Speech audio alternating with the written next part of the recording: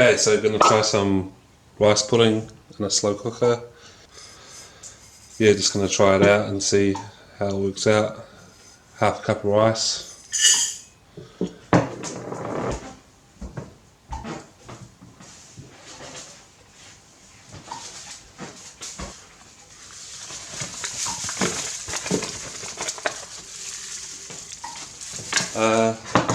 About a quarter, not very much sugar. I will put more.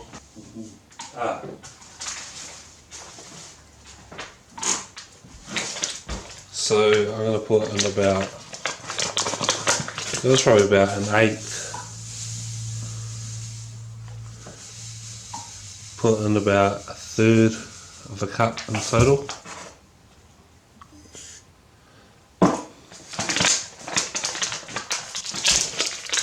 Tablespoon of butter, roughly.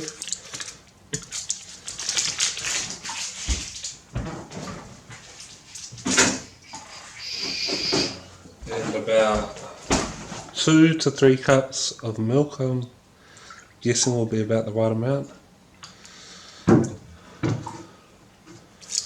Chuck in 3.